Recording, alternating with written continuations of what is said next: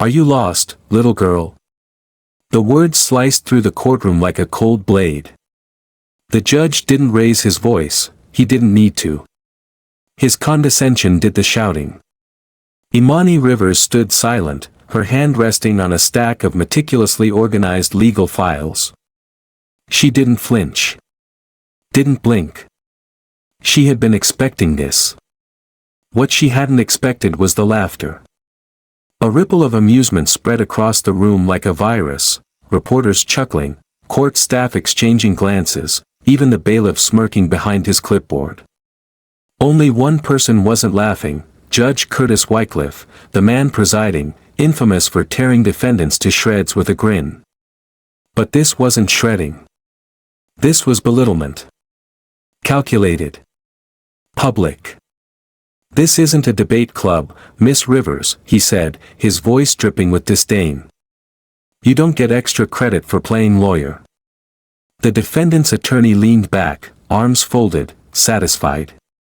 The crowd of spectators, many of whom had only shown up because of the headline, watched with morbid curiosity. Everyone had heard the same story. A 17-year-old girl was representing a tenant in a real courtroom, alone. It sounded like a joke, a stunt. And Judge Wycliffe was going to make sure it ended like one. But Imani didn't move. Didn't speak. Not yet. She let the silence stretch, watched the smirks grow wider, the whispers grow louder. Then, with the slow precision of someone who knew exactly how much weight her words carried, she stepped forward. Your Honor, she began, her voice calm and steady, I am the legal representative of the plaintiff. And I respectfully request that this court stop making assumptions based on my age and instead consider the evidence I've submitted. The judge blinked, caught off guard, not by what she said, but by how she said it. She didn't sound like a teenager. She didn't even sound like a junior paralegal fumbling through a script. She sounded like someone who belonged. Evidence. Judge Wycliffe repeated, his brows arching. Yes, sir, Imani said. 3 violations of the Georgia Residential Landlord-Tenant Act, 2 counts of retaliatory eviction, and a falsified notice of lease termination dated February 6. Gasps fluttered through the gallery. The opposing attorney straightened in his seat. Judge Wycliffe sat back, his smirk flickering, just slightly. Imani reached into her folder and handed a thick packet of documents to the bailiff. Exhibits A through D, she said. The judge took the packet and began flipping through it. The courtroom fell into a hush. The sound of rustling paper was the only noise until. Where did you get this? He asked, squinting at a page. It was in the defendant's filings, Your Honor, Imani answered. He failed to redact metadata from the email correspondence. It shows he backdated the eviction notice to fabricate a lease violation. A sharp inhale from someone in the back row. The judge looked up. For the first time since she entered the courtroom, he truly looked at her, not just a teenager in a navy blazer, but as someone with teeth. This is a courtroom, he said slowly, as if trying to reassert control. Not a place for children to perform. Then perhaps, Imani said softly, you should stop treating it like a circus. Dead silence. Then someone coughed. Then someone whispered. Then the judge slammed his gavel. Order. But it was too late. Something had shifted. 3 hours earlier, Imani Rivers had stood in the courthouse parking lot staring at her reflection in the tinted window of her grandmother's aging Toyota. She had tied her braids into a neat bun, chosen a skirt that fell precisely to her knees, and ironed her blazer twice. She looked like a lawyer. She felt like an imposter. Inside her satchel was a bar card issued by the state of Georgia, granted to her at 16 after she passed the bar exam in her first attempt. She had never shown it. Never needed to. Today might be different. Beside her in the passenger seat sat Lana Morris, the woman whose life had brought them both here. A single mother of two, evicted without cause, tossed out by a landlord with deep pockets and a deeper sense of entitlement. "You sure you want to do this?" Lana asked, her hands trembling. "They're gonna eat you alive in there." "They're going to try," Imani replied. Now, back in the courtroom, the feeding frenzy had turned. Judge Wycliffe was still visibly irritated. The defense attorney was already flipping through his notes, searching for ways to recover ground. And Lana, sitting quietly behind Imani, was holding back tears. The judge cleared his throat. "Miss Rivers. I must ask, are you a member of any legal institution?" Imani nodded. "Yes, Your Honor." "Which one?" She stepped forward and handed the bailiff a laminated document. "The Georgia Bar Association. Licensed last year." The paper moved down the line to the judge. He took it, scanned it, and he stopped. His jaw tightened. His eyes darted back to Imani. "You passed the bar, at 16. "Yes, sir." Another collective gasp. Even the defense attorney sat up straighter. Judge Wycliffe's mouth opened as if to speak, then closed again. He looked down at the certificate. Then back at her. "Very well," he muttered, and banged his gavel. "This court will recess for 10 minutes. As he rose and shuffled off to chambers, stunned silence hung over the room. And Imani Rivers stood still, shoulders square, eyes steady. A storm in waiting. This wasn't the end. It was the spark. Before the courtroom, before the headlines, before the gasps and whispers and rising tension, there was only silence. And Imani Rivers loved silence. In the quiet little neighborhood of Southwick, just outside Atlanta, silence wasn't emptiness, it was protection. It was the soft creak of her grandmother's front porch. The hum of cicadas in the evening. The sound of pages turning in a worn-out legal textbook as dusk settled in. It was a world far removed from the chaos of courtroom gavels and landlords with silver cufflinks and twisted smiles. At 17, Imani had no TikTok dances. No boyfriends. No senior prom. Her days were split between taking care of her grandmother, Mrs. Edna Rivers, and feeding an obsession with legal theory that had begun as a coping mechanism and transformed into a calling. She didn't chase dreams of grandeur. She chased patterns. Loopholes. Precedents. Injustice made her stomach churn, and the law gave her language to fight it. Her mother, Camille Rivers, had once been a paralegal but died of cancer when Imani was 9. Since then, her grandmother had raised her with an iron will and warm hands, pouring tea instead of pity, and pushing Imani toward strength. "Brilliance doesn't mean you scream louder than the world," Edna often said. "It means you know exactly when to speak." And Imani had learned that lesson well. It was an ordinary Wednesday when the silence was disturbed. Imani had offered to carry groceries for her grandmother, something she did every week. Edna didn't drive anymore, not since her glaucoma had worsened. So Imani, backpack slung over one shoulder and earbuds in, had become the household's feet and eyes. They stopped at the Marigold Corner Store, a family-run shop where most customers paid in crumpled bills and kind words. As Edna examined the fruit bins near the back, Imani hovered near the register. That's when she heard it. "I don't know what else to do," a woman's voice trembled. "He says I violated the lease. I let too many people stay in the unit. But it's just me and my babies. That's it." Imani turned.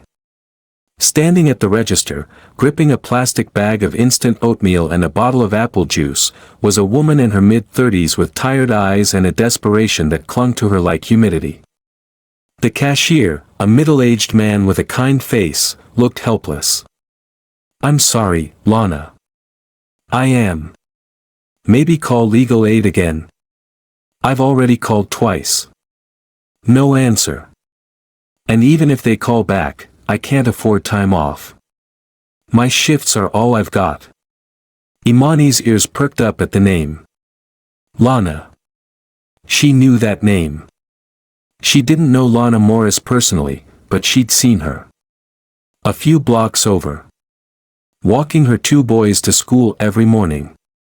Always with her shoulders drawn tight, always gripping their backpacks a little too protectively. Imani waited until Lana stepped outside, then gently followed. "Excuse me," she said, carefully keeping her voice low and non-threatening. Lana turned, startled. "Yes." "I couldn't help overhearing." "About your landlord." Lana's jaw tightened. "I'm sorry, I didn't mean to bother anyone." "You didn't," Imani cut in. "I'm not just a student. I'm also a legal researcher. And I think you may have a case." Lana blinked. "Wait, how old are you?" 17. Lana stared, then let out a dry laugh. "You're just a kid." "I've been told that before," Imani said with a faint smile. "But I also know that what your landlord is doing is illegal. Retaliatory eviction, possibly constructive eviction depending on what's in your lease." The woman paused. A flicker of doubt, of hope, of confusion. "You know all that?" "I've studied housing law since I was 13. Georgia statutes. Precedent cases. I passed the bar exam last year." Silence. Then Lana asked the one question that mattered, "Can you help me?"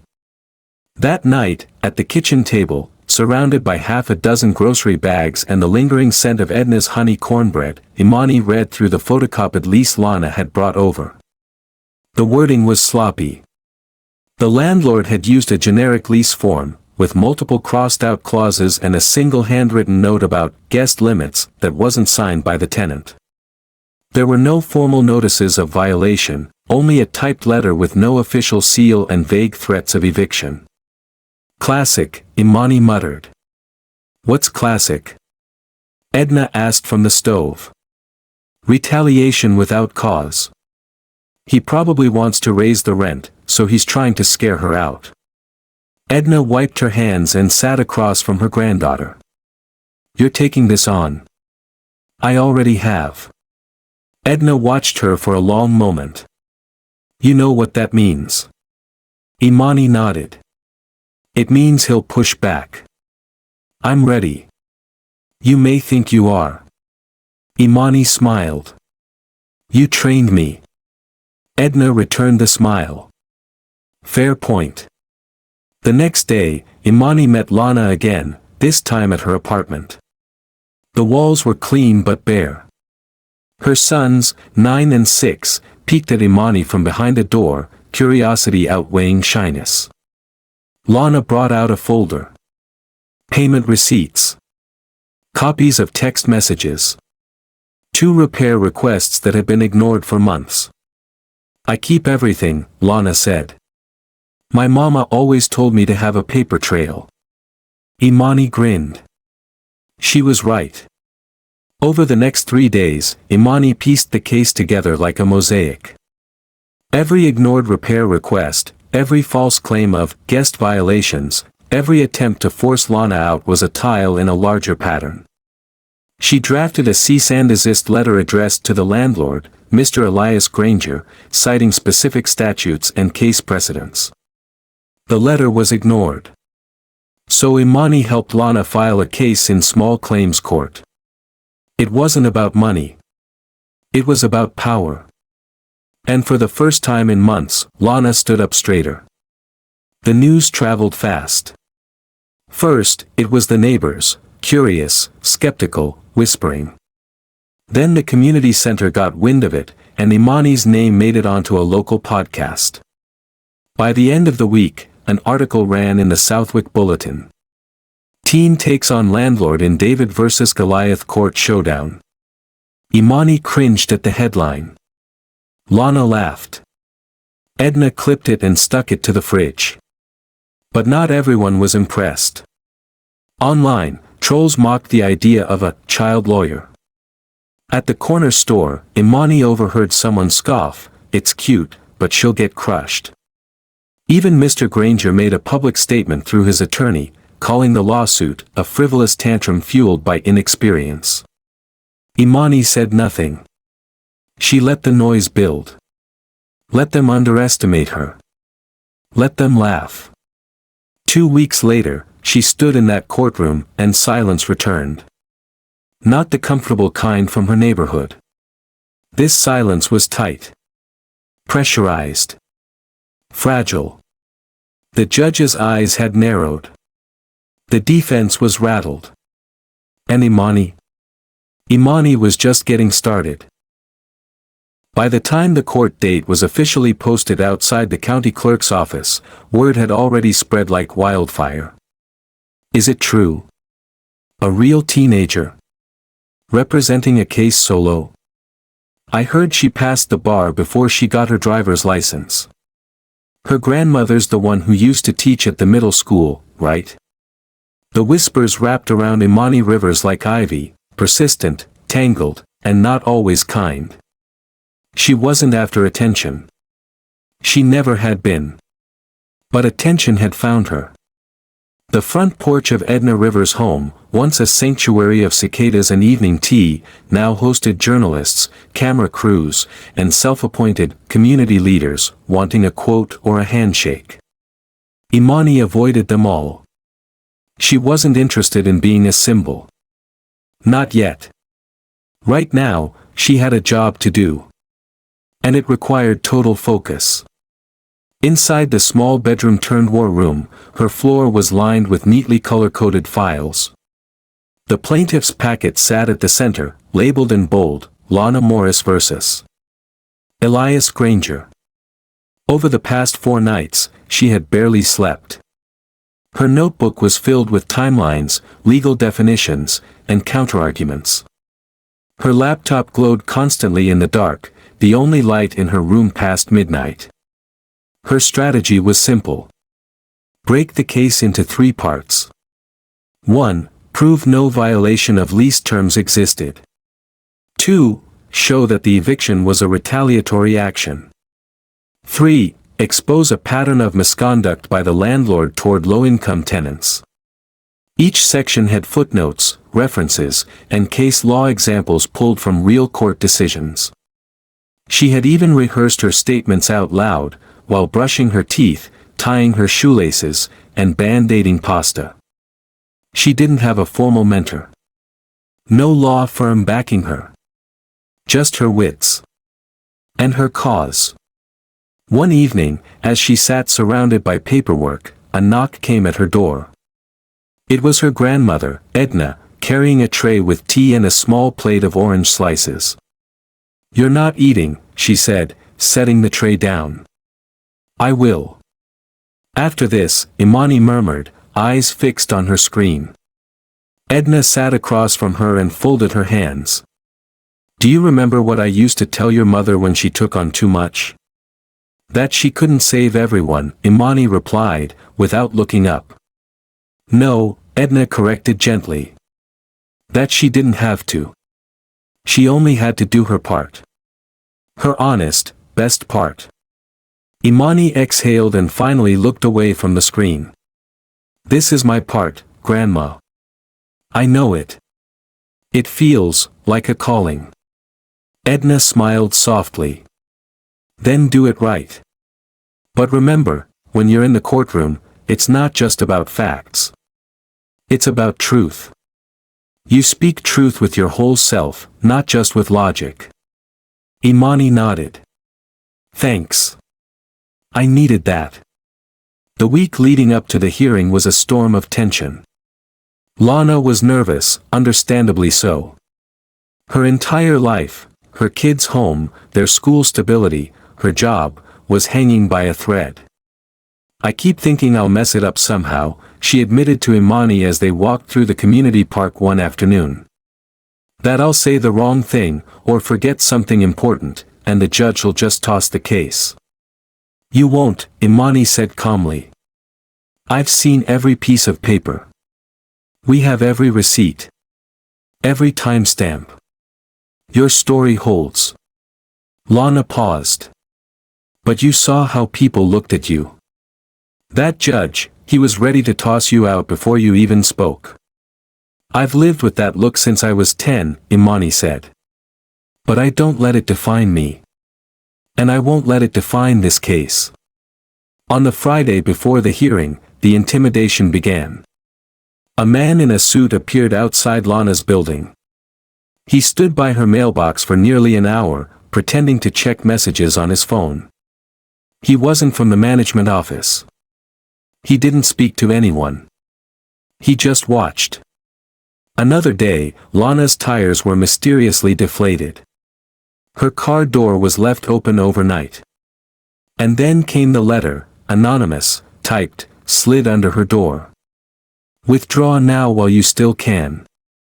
It's not worth the fight. Imani read the letter and said nothing for a moment. Then, with careful fingers, she folded it and tucked it into a Ziploc bag. We'll keep this, she said. Might come in handy. The night before the court hearing, Lana stayed over at Imani's house with her boys. It was safer, and Edna insisted. The boys took the guest room, and Lana slept on the pull-out couch. Imani stayed up late, again, fine-tuning her statements, printing extra copies, highlighting key sections in yellow, blue, and green. At 2:30 a.m., she finally allowed herself a moment of stillness. She stepped outside to the porch, where the humid Georgia air clung to her skin and the night sounds buzzed like a low drum. She closed her eyes. And for the first time, she whispered her mother's name. Camille. The name felt like a promise. Morning came like a punch, too early, too loud, too bright. Imani dressed in her sharpest outfit, a navy blazer over a modest cream blouse, a pleated skirt, and low black shoes. She twisted her braids into a tight bun and wore no makeup. She didn't want to be seen as impressive. She wanted to be undeniable. As they arrived at the courthouse, the scene was unlike anything they expected. Camera crews were already stationed outside. Spectators were lined up on the steps. 2 news vans were parked nearby. One reporter held up a microphone and gestured toward Imani the moment she stepped out of the car. Imani Rivers. Do you have any statement before today's hearing? Imani didn't respond. Lana shielded her eyes from the sun, trying not to tremble. Inside, the courtroom was packed. Lawyers from other cases. Local politicians. Law students. Curious onlookers. Even some former tenants of Elias Granger had shown up. Imani led Lana to the plaintiff's table. She laid out her files. Checked her exhibits one last time. Then the door opened. And the judge walked in. Judge Curtis Wycliffe.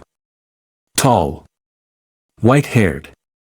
Known for impatience and sharp-tongued rulings. Imani braced herself. All rise, the bailiff intoned. The judge took his seat. Looked down at the docket. Then looked up, his expression already a mix of skepticism and curiosity. This is interesting, he muttered. Is the plaintiff present? Lana stood. Yes, Your Honor. And you are? Lana Morris. And your legal representation? Imani rose. Imani Rivers, Your Honor. A pause. The judge stared. Blinked. Sat back. I see. He adjusted his glasses.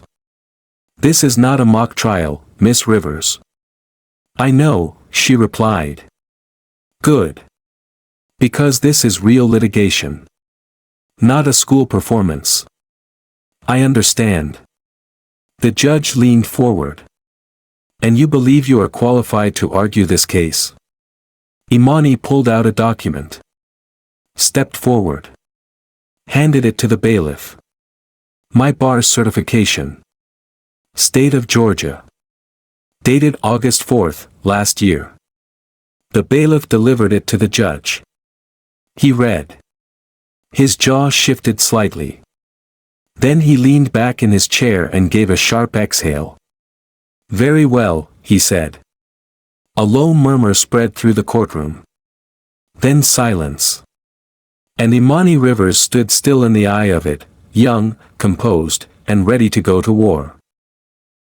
Judge Curtis Wycliffe lowered his glasses slightly, peering down at the courtroom as though it were some unpleasant mess he'd been forced to clean. The silence around him stretched tight, unyielding. "So," he began, voice dripping with skepticism, "Miss Rivers, you may present your opening arguments." Imani nodded respectfully, rising from her seat at the plaintiff's table. Her stomach tightened briefly as she felt every eye in the room fix upon her, curious eyes, mocking eyes, hopeful eyes. But she had prepared tirelessly, her notes precise and memorized, her heart calm. She took a breath and steadied herself.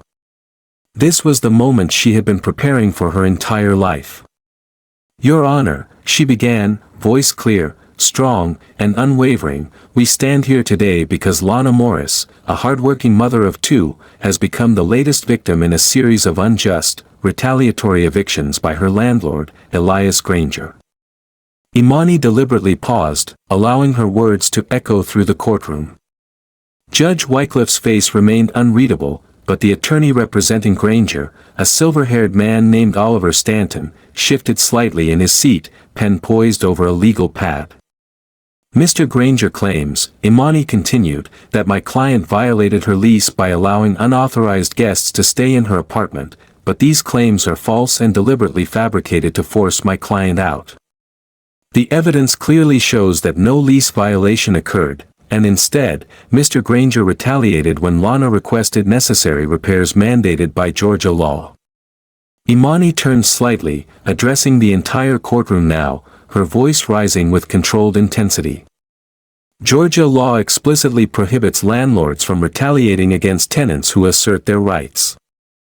Despite this, Mr. Granger attempted to intimidate, harass, and ultimately evict Ms. Morris. The pattern is clear, documented, and deeply troubling." From the corner of her eye, Imani noticed Stanton scribbling notes rapidly, preparing his rebuttal. Judge Wycliffe tapped his fingers impatiently against his bench. "Your Honor," Imani said softly but resolutely, holding up a thick folder, "I present Exhibits A through G, containing detailed email correspondence, timestamps of ignored maintenance requests, and documented harassment incidents. All of which substantiate our claim of retaliatory eviction." The judge beckoned the bailiff, who delivered the file with a grim nod. Judge Wycliffe began thumbing through the pages, face impassive. After a moment, the judge looked up. "Anything further, Miss Rivers?" "Not at this moment, Your Honor," Imani responded confidently, retaking her seat beside Lana, whose hands visibly shook under the table. "Mr. Stanton," Judge Wycliffe called, "your opening statement." Oliver Stanton stood smoothly, buttoning his expensive suit jacket. His voice was a practiced, reassuring baritone. "Your Honor, this case is not about retaliation.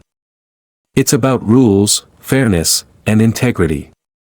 My client, Mr. Elias Granger, has a sterling record of maintaining safe, affordable housing. Unfortunately, Ms. Morris repeatedly violated clear terms of her lease agreement by hosting unauthorized tenants, endangering both property and fellow residents." Stanton turned and smiled warmly at the spectators. "We intend to demonstrate, with compelling evidence and credible witnesses, that Ms. Morris was aware of these violations, ignored repeated warnings, and thus forced my client's hand. We ask this court to uphold the eviction notice on these grounds." Imani's jaw tightened imperceptibly. Lana drew in a sharp breath beside her. Stanton's confident tone had resonated with the room.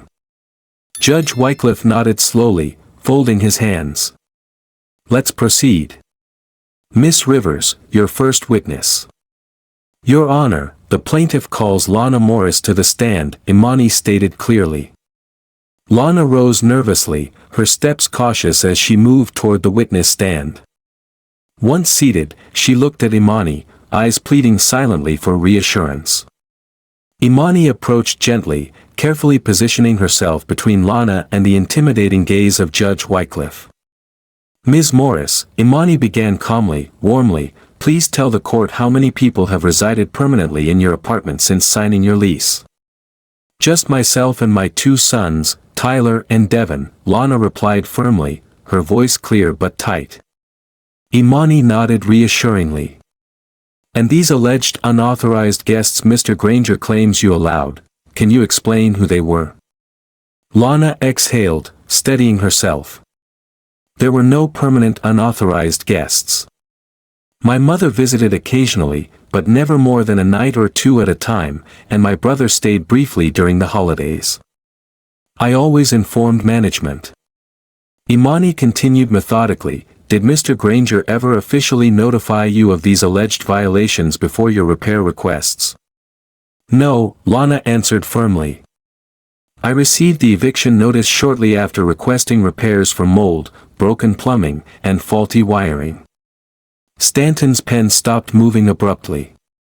Judge Wycliffe leaned slightly forward.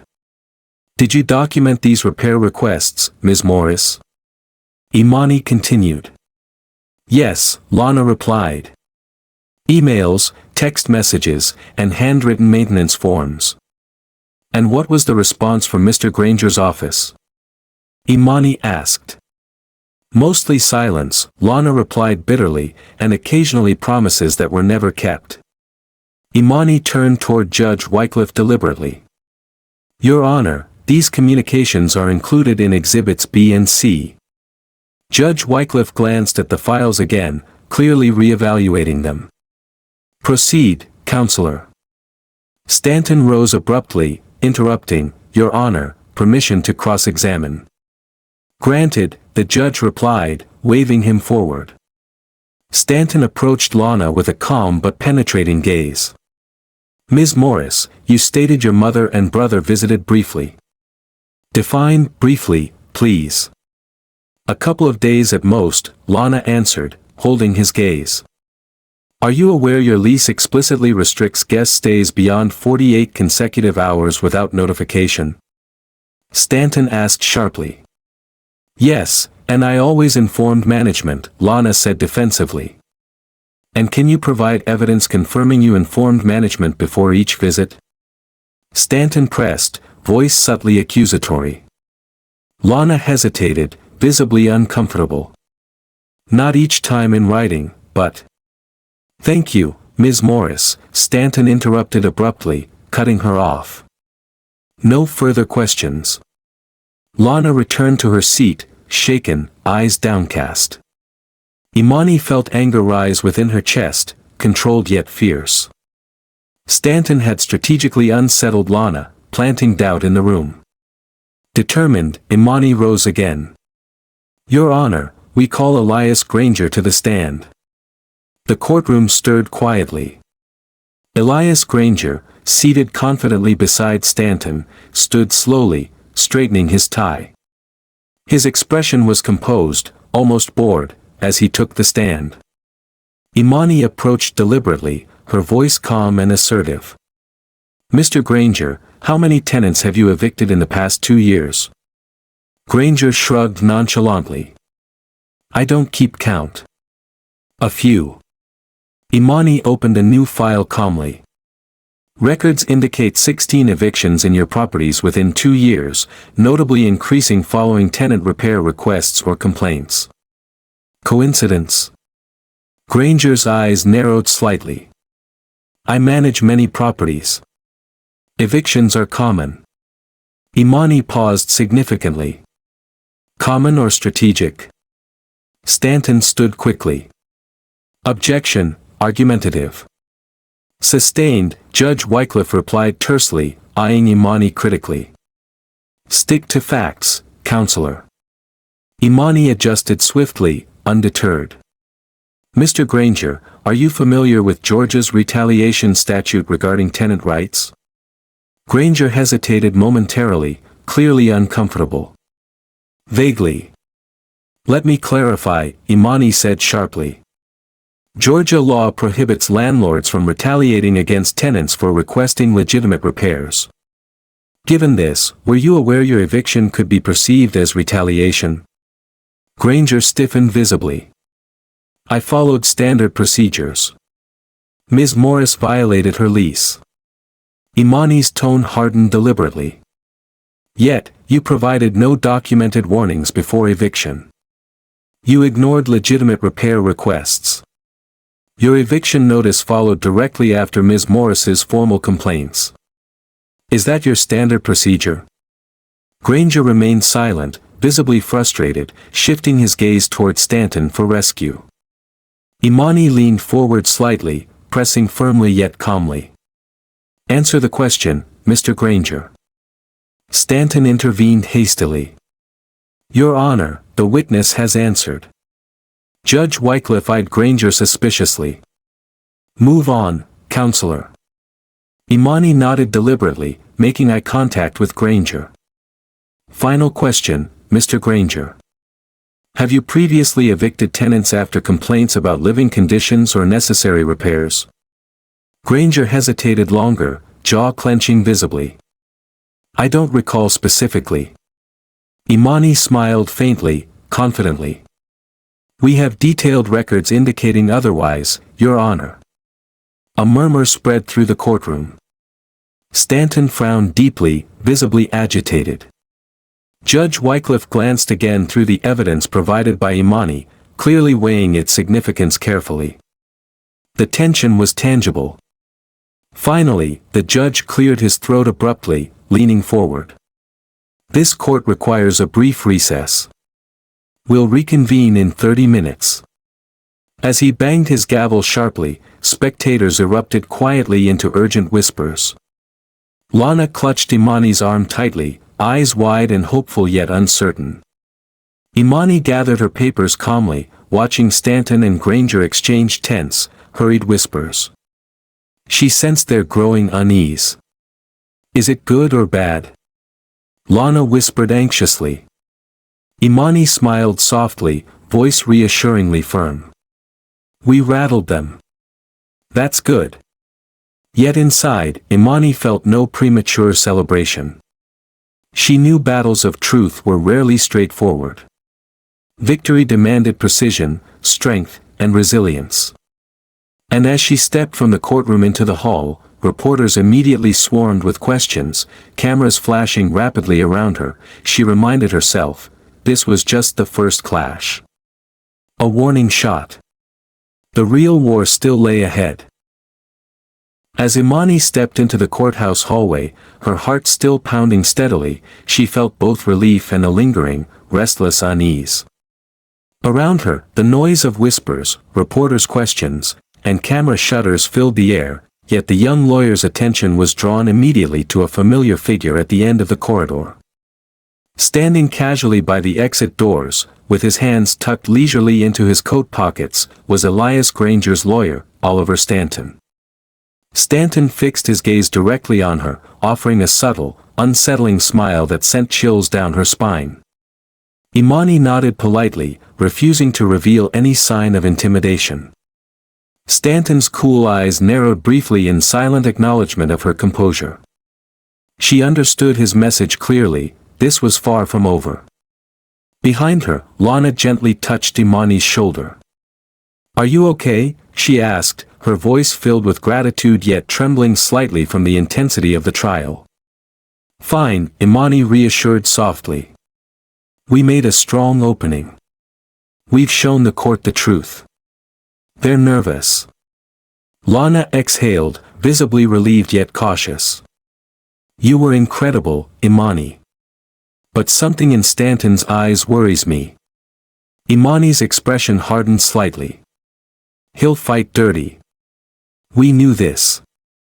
But we'll be ready.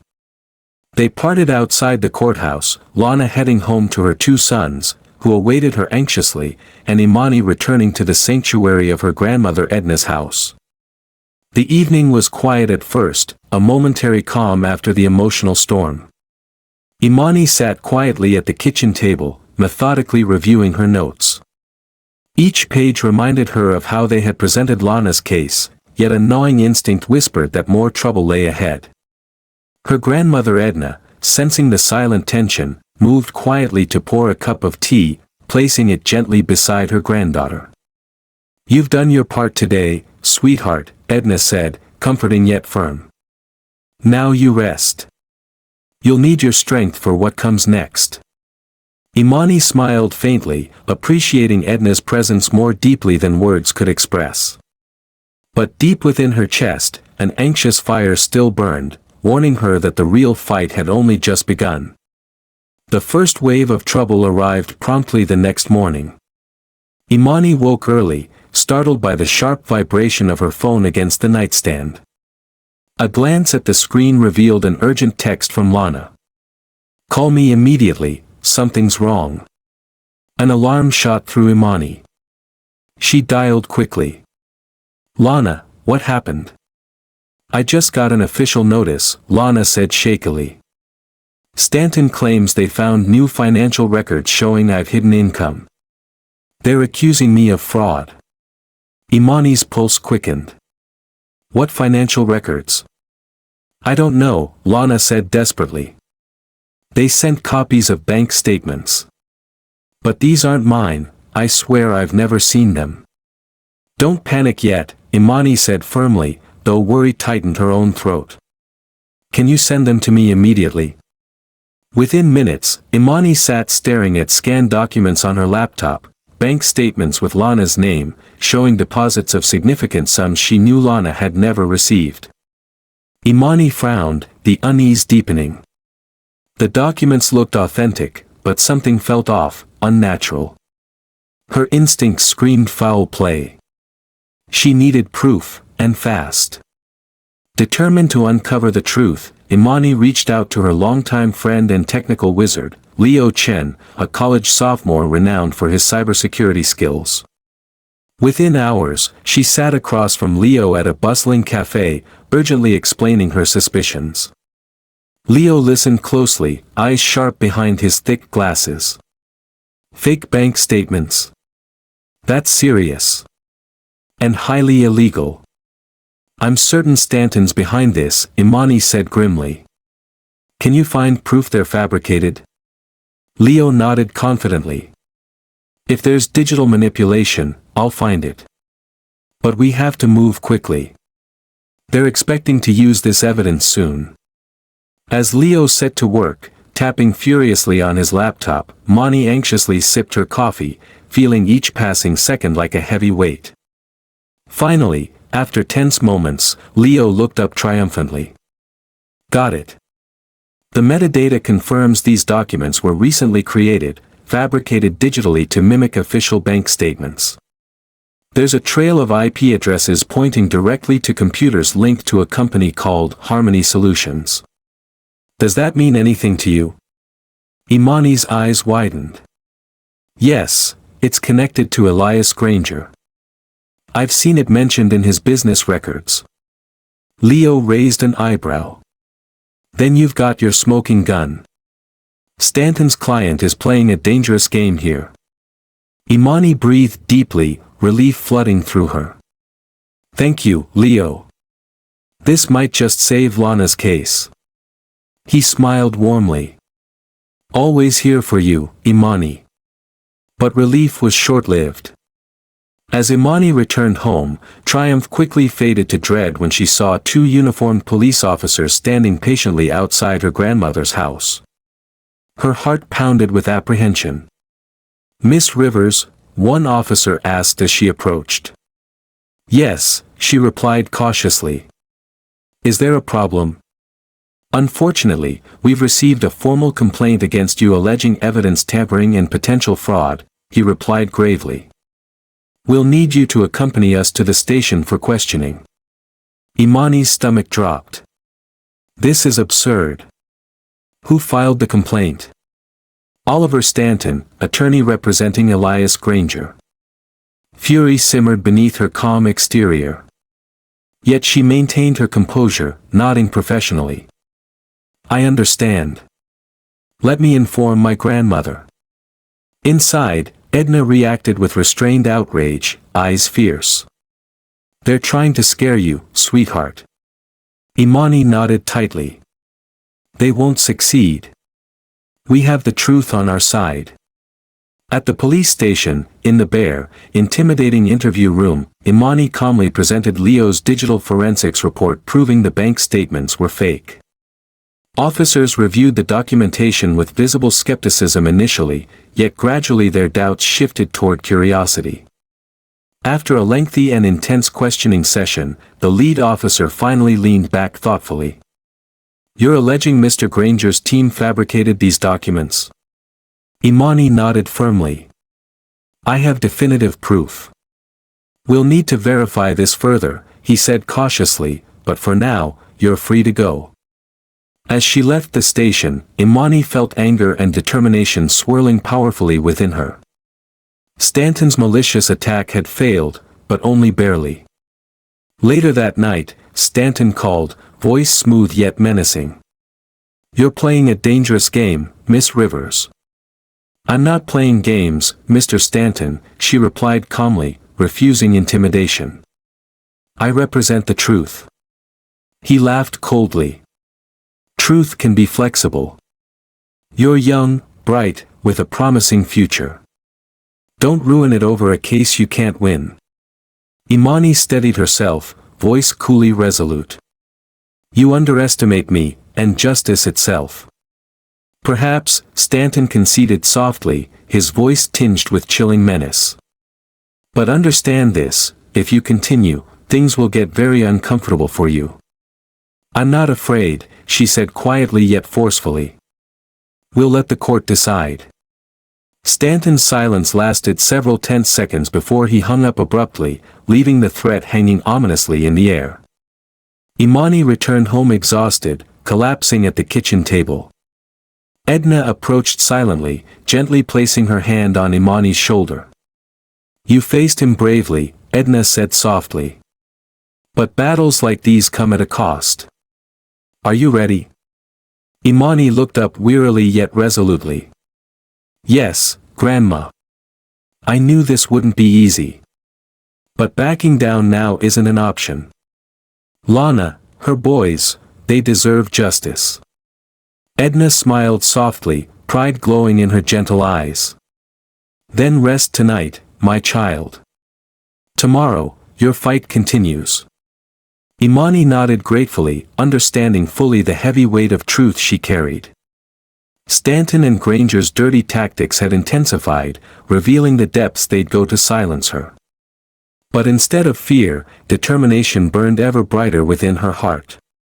Because now, more clearly than ever, Imani knew she wasn't just fighting one corrupt landlord or his lawyer, she was confronting an entire system willing to bend laws, hide truths, and crush ordinary people for profit.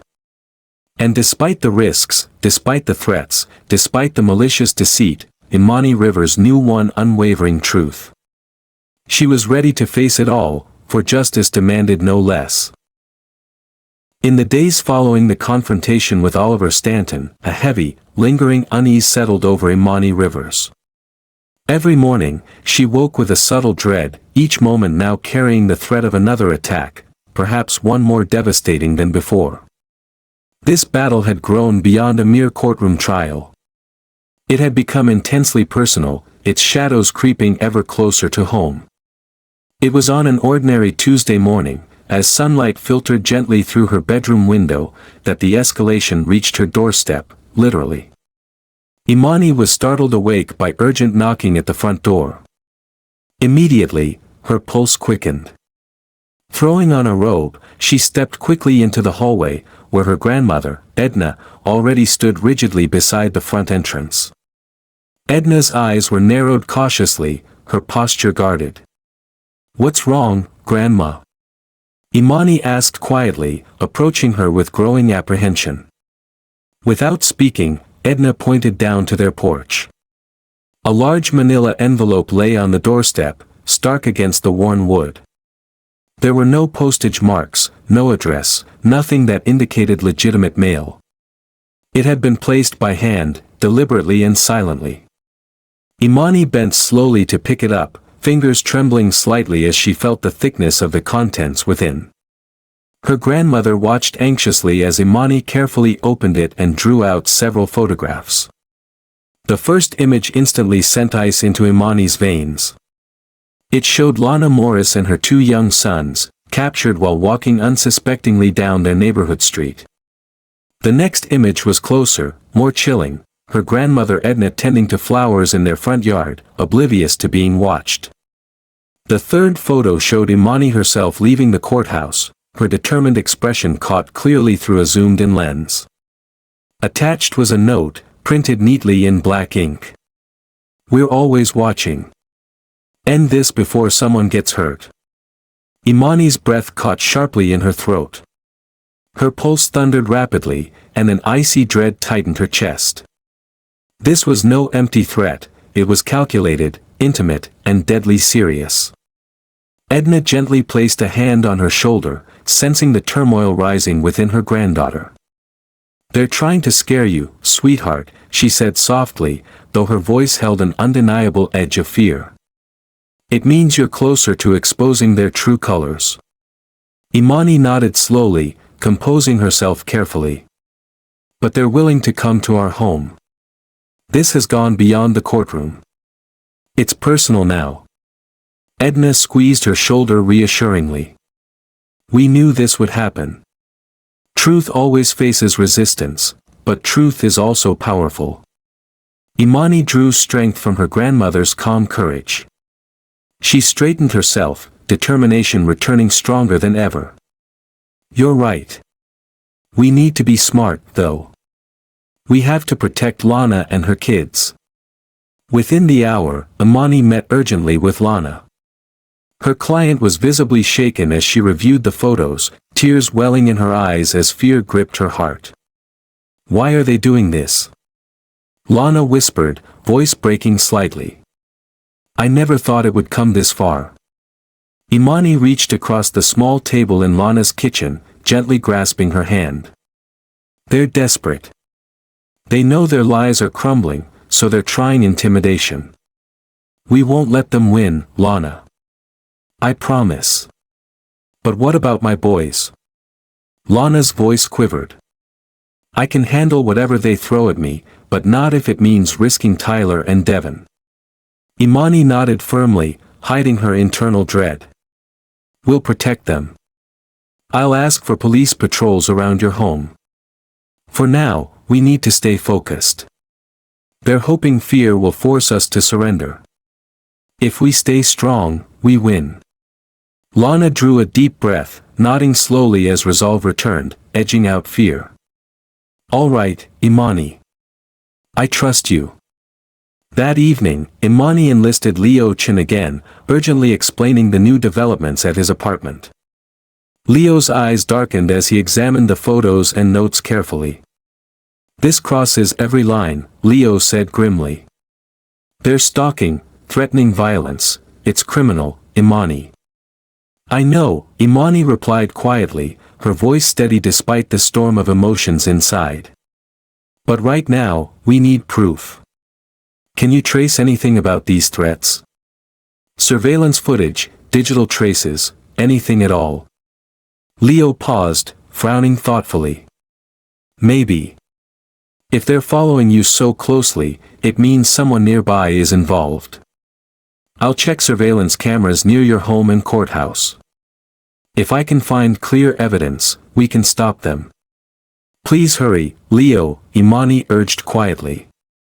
"We're running out of time. The hearing resumes tomorrow." Leo nodded seriously. "I'll do everything I can.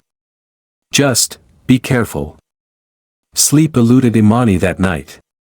Each time she closed her eyes, images from those sinister photographs haunted her. Shadows danced at the edges of her thoughts, each creak and rustle sending adrenaline surging through her veins. Finally, unable to bear the tension, she stepped onto her front porch, seeking solace in the cool night air.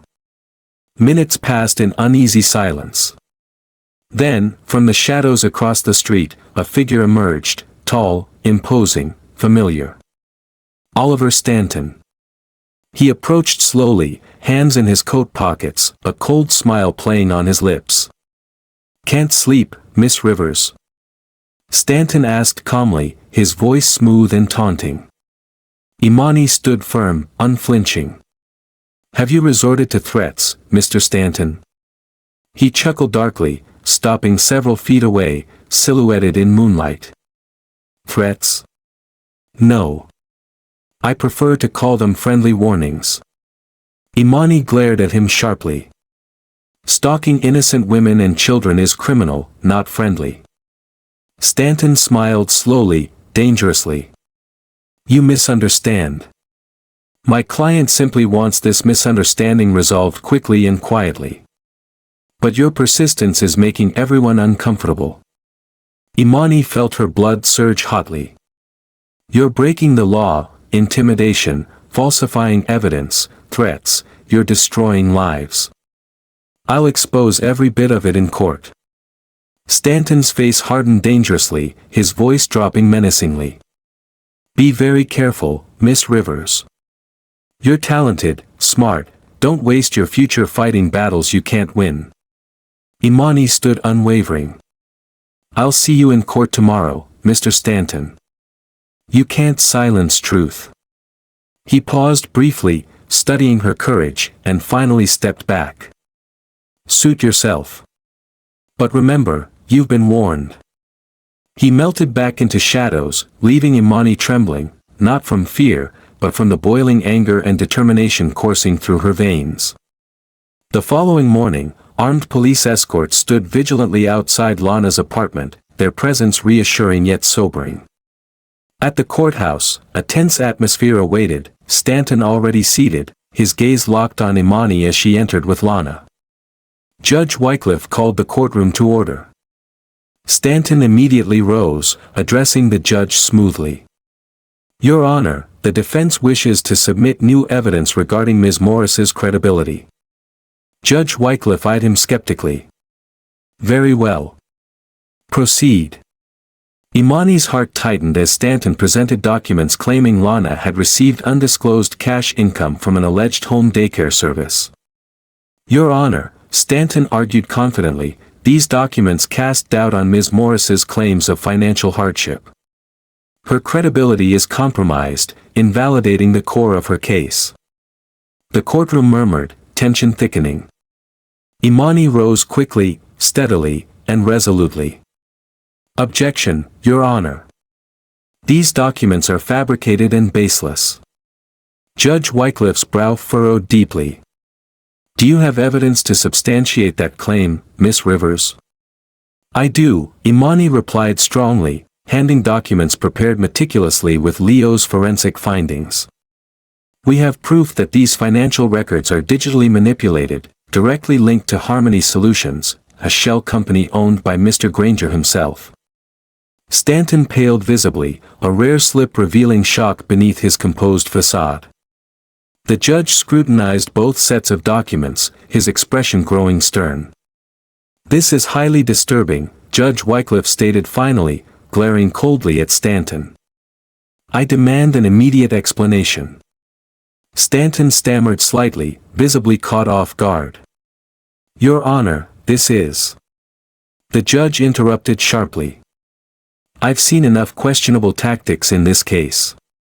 The court will recess until tomorrow morning, during which time these allegations will be thoroughly investigated."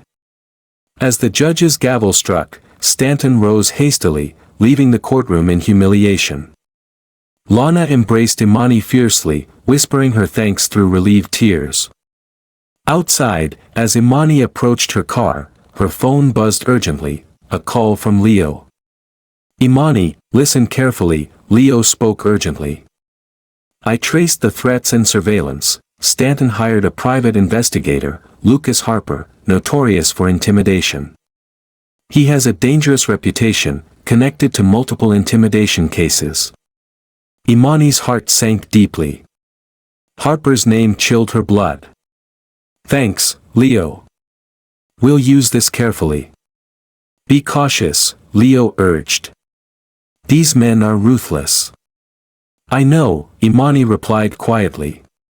But we've exposed their tactics. They won't stop until they silence us, or we silence them with truth." As she ended the call, an ominous black SUV drove slowly past her, windows tinted darkly. The passenger window lowered just enough, revealing a familiar silhouette inside, Lucas Harper himself, watching her coldly before speeding away. Imani's breath tightened sharply. The message was clear. The fight was escalating, danger increasing with each moment. Yet within her, a fire burned defiantly brighter. She knew, deep in her bones, that surrender was impossible now. Because to her, this was no longer just Lana's battle. It had become her own. Night descended heavily over the city, shrouding its streets in shadow. From her small bedroom window, Imani watched the darkness closely, feeling as though hidden eyes still monitored her every move. The threats had escalated rapidly, but so had her resolve. Sleep felt impossible, her mind replaying endless loops of Stanton's cold threats and Lucas Harper's sinister stare. Yet amid the turmoil, clarity emerged with striking intensity. If she could expose the true depth of Granger and Stanton's corruption, if she could unveil the intricate web of deceit spun around innocent people like Lana, then perhaps she could bring real justice. Determined, Imani switched on her desk lamp and began sorting through every document, photograph, and note she'd collected. Somewhere hidden in these details was the truth that would dismantle Granger's twisted empire. Hours slipped quietly by, darkness slowly yielding to the gray hues of dawn. Her phone vibrated gently. It was Leo. "Imani," Leo began softly, sensing her exhaustion. "You okay?" "I've been better," she replied truthfully. "But I won't stop until we have what we need." Leo hesitated, his voice suddenly serious. "I think I found something significant. Harmony Solutions isn't just a shell company, it's part of a larger operation. Granger's been using it and similar companies to funnel money, evade taxes, and systematically defraud tenants across multiple properties. We're talking serious financial crimes here." Imani sat up straighter, heart quickening. "Do you have proof?" "Absolutely. Bank records, money trails, and witness statements from other tenants. Several people have tried to speak out before, but Granger intimidated them into silence." She took a deep breath, feeling a renewed sense of purpose. "This is exactly what we need, Leo. Send me everything. Tomorrow, Stanton won't know what hit him." Leo smiled audibly on the phone. "Just promise you'll be careful. These men play for keeps." "I will," she promised. "But it's time to end this." The next morning, the courthouse buzzed with electric anticipation. Stanton sat smugly at the defense table, seemingly unshaken by yesterday's setback, his eyes fixed coldly on Imani as she entered. Beside him sat Elias Granger, his arrogant expression betraying a dangerous confidence. Judge Wycliffe's gavel echoed sharply, silencing the courtroom. "Miss Rivers, I understand you've uncovered significant new evidence." "Yes, Your Honor," Imani replied, standing firmly. "Evidence demonstrating a systematic pattern of criminal conduct by Elias Granger and his associates." "May I proceed?" "Continue," the judge urged. Imani stepped forward boldly. "Your Honor, Harmony Solutions, the same company connected to fabricated financial documents against my client, is just one piece of Mr. Granger's larger criminal scheme. We have definitive proof that Granger operates multiple shell companies, using them to evade taxes, launder funds, and falsify financial records to unlawfully evict vulnerable tenants." The courtroom murmured in shock, Stanton visibly blanching for the first time. Granger's composure faltered, eyes narrowing dangerously. Stanton stood swiftly, voice shaking slightly. "Objection, Your Honor. These accusations are unfounded." "Not unfounded," Imani countered sharply, handing a thick folder of evidence to the bailiff. Here are verified bank statements, transaction records, emails, and sworn testimonies from former tenants, all demonstrating consistent patterns of fraud, intimidation, and unlawful evictions. Judge Wycliffe flipped through the documents, eyes widening slightly with each revelation. "This is deeply troubling," he muttered gravely, turning toward Stanton. "Counselor, do you have an explanation?" Stanton stammered, momentarily flustered. "Your Honor, we require time to respond." "Denied," the judge snapped. "Miss Rivers, please call your witnesses." Imani nodded confidently. "We call Sofia Ramirez to the stand." A young woman approached nervously, her voice quiet but steady as she described how Granger had forced her from her home through threats and fabricated lease violations. Next, an elderly man named Henry Thompson testified about how he'd been evicted immediately after complaining about unsafe living conditions. Each testimony wove an undeniable narrative, revealing a ruthless campaign by Granger against countless tenants. Stanton grew increasingly pale, scribbling frantic notes as he struggled desperately to counter. Finally, Imani presented Leo Chen's meticulous financial analysis. Leo himself calmly testified, laying bare each fraudulent transaction, showing exactly how Granger manipulated money, falsified documents, and orchestrated intimidation campaigns through his various shell companies. The courtroom fell silent, absorbing the overwhelming evidence. Judge Wycliffe's face hardened, staring coldly at Granger and Stanton. "This court has heard enough for today. Mr. Stanton, I advise you to confer urgently with your client regarding these serious allegations. We reconvene tomorrow morning." Stanton quickly gathered his things, avoiding eye contact as he hastily exited, Granger trailing furiously behind him. Outside, Lana hugged Imani tightly, eyes wet with gratitude. "You're doing it," Lana whispered. "You're exposing everything they tried to hide." Imani squeezed Lana's shoulder reassuringly. "We're nearly there. But stay vigilant, Stanton won't take this quietly." As if summoned by her words, Lucas Harper stood silently at the edge of the courthouse steps, his dark gaze fixed intently upon them.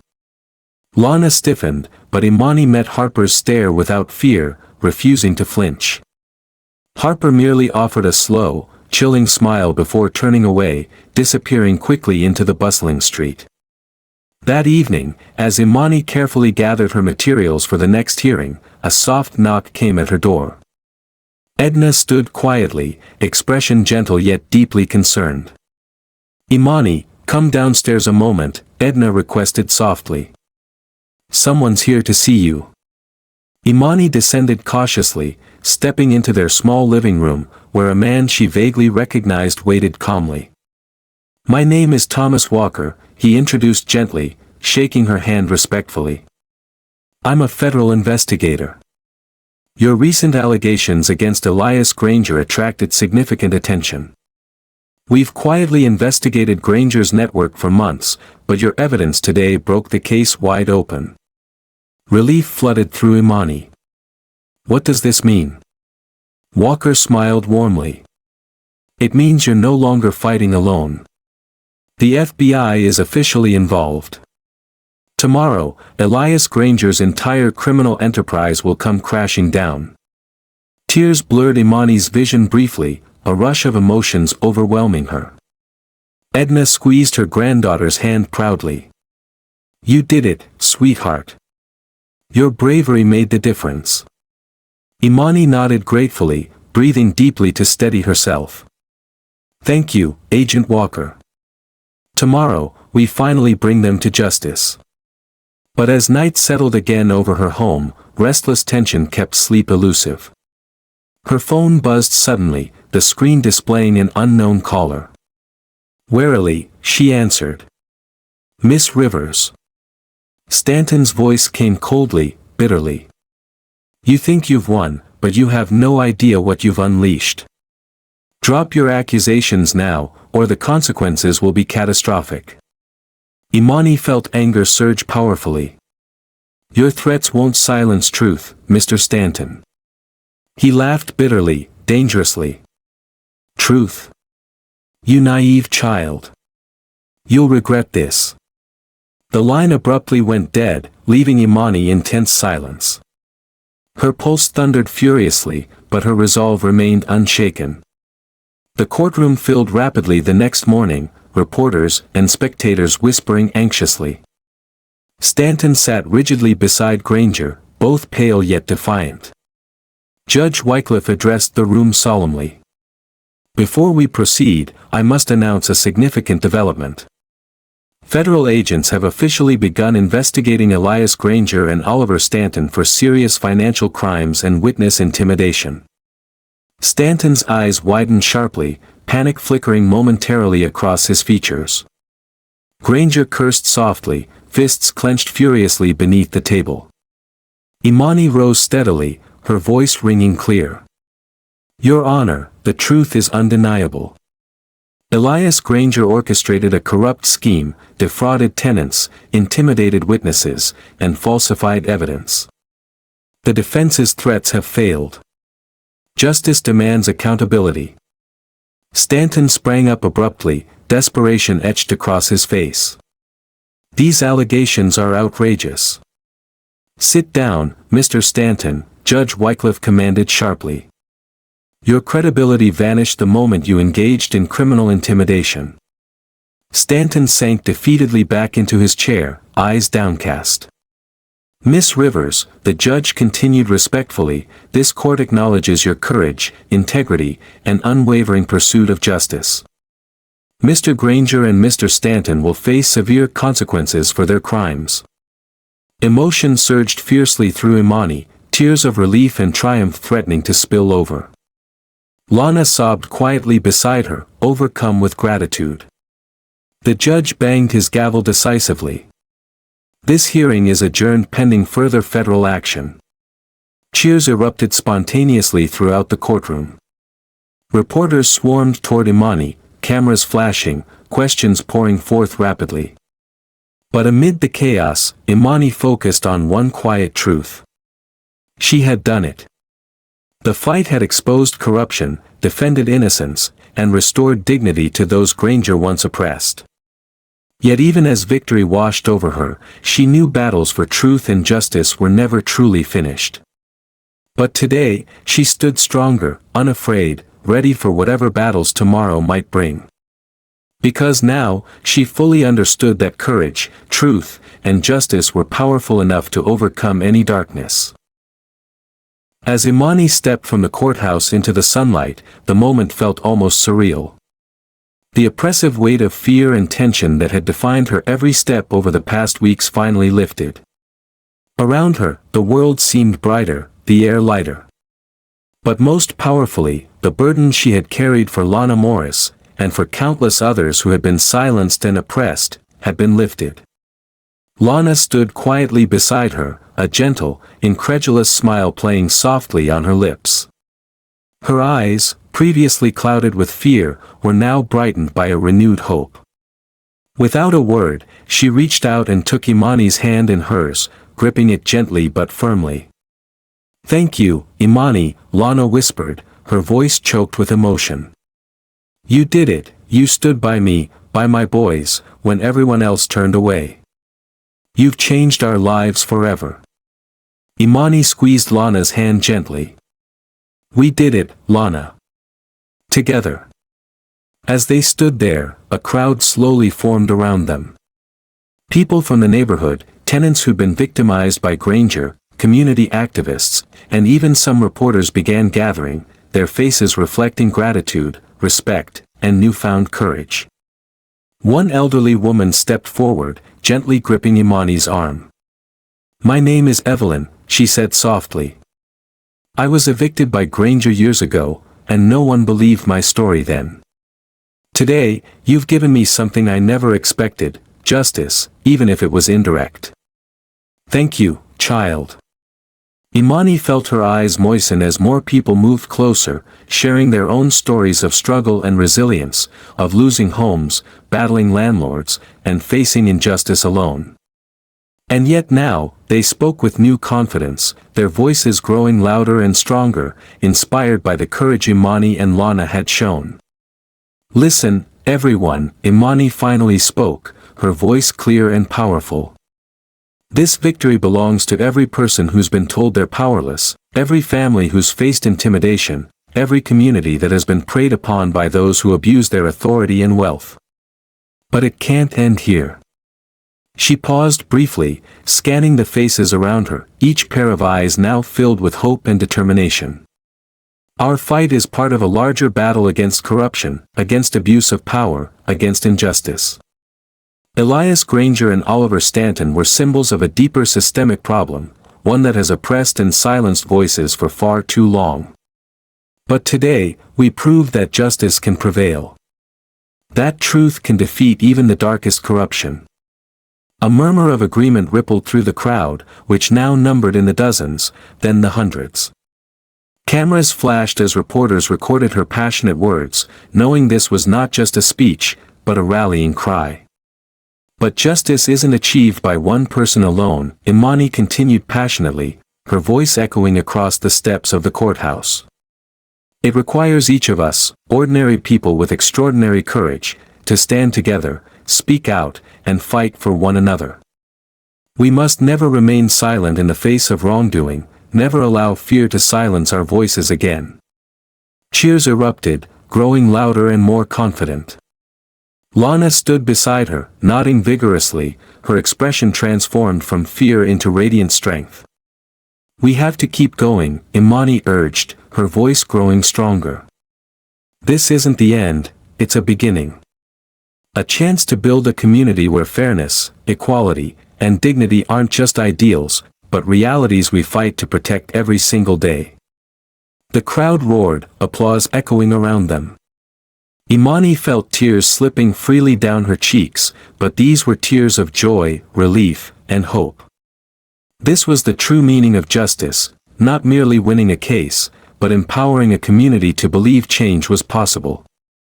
Nearby, her grandmother Edna watched proudly, her wise eyes filled with deep, quiet joy. She knew Imani had stepped into a new role, a leader, not just a lawyer. Together, Imani shouted, lifting Lana's hand high, "We are unstoppable." The crowd's response surged, a powerful chant forming spontaneously. "Justice for all. Justice for all."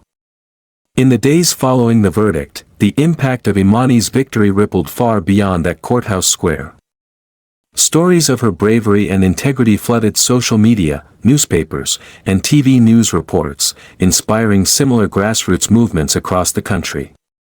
Local tenant advocacy groups multiplied, demanding policy reforms, increased accountability, and new protections against landlord abuses.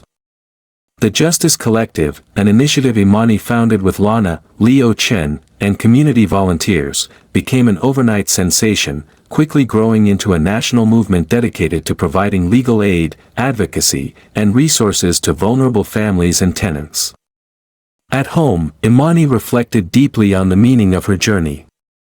She sat quietly beside her grandmother, the evening calm contrasting beautifully with the chaos they had faced recently.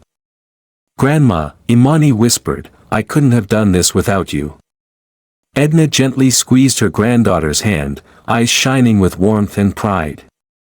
"All I did was remind you of who you've always been, a strong, courageous woman who cares deeply about others. The rest was always inside you." Imani leaned against Edna's shoulder, feeling deeply grateful. "I realize now why you always taught me that justice isn't just something you achieve, it's something you fight for every single day." Edna nodded slowly, wisdom radiating from her gentle expression. "Justice is a journey, child, not a destination. It's a path you'll walk your entire life." Imani took a deep breath, the truth of those words filling her heart. "Then I'll walk that path as long as it takes, Grandma." Months later, standing before a packed auditorium, Imani addressed hundreds of eager young people who had gathered at a youth advocacy conference. She recounted her story, sharing openly about the fear, the threats, the doubts, and ultimately, the triumph. When she concluded, a young woman timidly approached the microphone. "Ms. Rivers," she asked softly, "what gave you the courage to keep fighting even when you were scared?" Imani smiled gently, her eyes filled with warmth and sincerity. "I fought because Lana and her children deserved someone who would never abandon them. I fought because justice matters, not just as a concept, but in the lives of real people. Courage doesn't mean not being afraid, it means continuing to stand up even when you are afraid, because the truth matters more." Another voice, stronger now, rang out from the crowd. "But what if we feel like we're not strong enough to fight alone?" Imani's voice softened, her gaze compassionate. "Then reach out your hand, because you'll never be alone. Look around you right now. Every person here can become your ally, your strength, your hope. Together, you can face anything." Applause broke out again, energy buzzing through the auditorium. Before stepping away, Imani left them with a final message, a message she hoped would echo beyond this day, beyond this place. Never underestimate the power you hold to change the world around you. One voice can spark a movement. One act of bravery can inspire thousands. And one victory, no matter how small it might seem, can ignite a wave of justice that transforms our communities forever. So, stand up, speak out, and never give up. Together, we can, and we will, change this world. The auditorium erupted into cheers once more, the room alive with newfound determination and inspiration. As Imani stepped off the stage, her heart filled with purpose, she saw Lana waiting proudly nearby. They shared a knowing smile, aware that their journey, though painful, had changed not only their own lives but countless others. Together, they had proven that justice wasn't just an abstract idea, it was a tangible force, capable of reshaping lives, communities, and futures. Their victory wasn't just a legal one, it was a triumph of hope over despair, courage over fear, truth over deceit. It was proof to every person listening, watching, believing, that the fight for justice was always worth it. And that, Imani knew, was truly a victory that would last forever. The inspiring journey of Imani Rivers teaches us invaluable lessons about courage, persistence, and the transformative power of community. Her story reminds us that justice doesn't just happen, it requires brave individuals who dare to stand up against corruption, injustice, and intimidation, even when the odds seem overwhelming. No matter how daunting a challenge appears, the strength of a single voice can ignite change, inspiring others to find their courage. Together, unified by purpose and solidarity, we become unstoppable, capable of reshaping our communities for the better. Remember, no action is too small, and no voice is insignificant.